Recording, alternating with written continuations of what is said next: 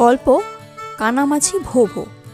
একদিন গোপাল ও তার বন্ধু রাস্তা দিয়ে ভিন গায়ে যাচ্ছিল। যেতে যেতে দেখতে পেল একটা মিষ্টির দোকানে থালায় থালায় থরে থরে মিষ্টি সাজানো আছে। মিষ্টি দেখেই দুজনের জিভে জল এলো। দুজন পকেট হাতড়িয়ে দেখে মিষ্টি খাবার মতন পয়সা পকেটে নেই, কিন্তু মিষ্টি না চেখে চলে যেতে তাদের পা উঠছে না। তারা দুজনেই লোভ সামলাতে পারলে না। সঙ্গে পয়সা না থাকলেও গোপাল ও গোপালের বন্ধু পোশাক পরিচ্ছদের দিক থেকে বেশ পরিপাটি ছিল। দেখে বেশ বনেদি পয়সাওয়ালা ঘরেরই মনে হচ্ছিল। তখন ভর দুপুর, দোকানি ছাড়া আর কেউ ছিল না। গোপাল ও তার বন্ধু আগে থেকেই একটা মতলব এঁটে নিয়ে দোকানে ঢুকে পড়ল। দুজনেই বেশ পেট পুড়ে যা ইচ্ছে সব রকম মিষ্টি খেয়ে নিল। জাদ্রেল খদ্দের ভেবে দোকানদার একটু একটু করে কৃতার্থের হাসি হাসে। দোকানদার যখন দাম চাইলে তখন গোপাল বললে, আচ্ছা দিচ্ছি, কত দাম হয়েছে তোমার? গোপালের বন্ধুটি বললে, না না, আমি দিচ্ছি, কত দাম বলো।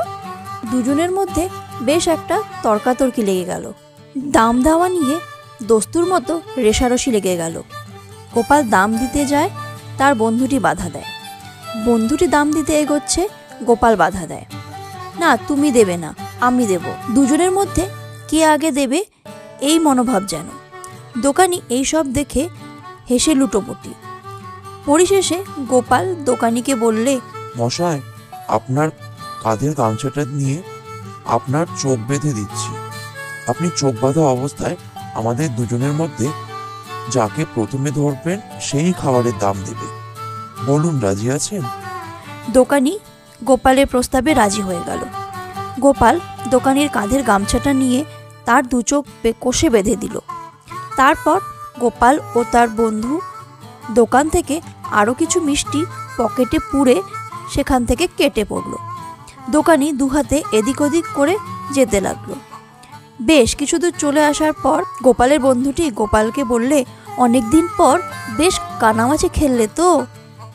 গোপাল বন্ধুর কথা শুনে মুচকি হেসে বললে, আমি আর কানামাছি খেললুম কোথায়, দোকানি বেটা এখনো বোধহয় খেলছে। তারপর দুজনে হাসতে হাসতে জোরে জোরে পা চালিয়ে পগার পার। যদি পেছনে এসে পড়ে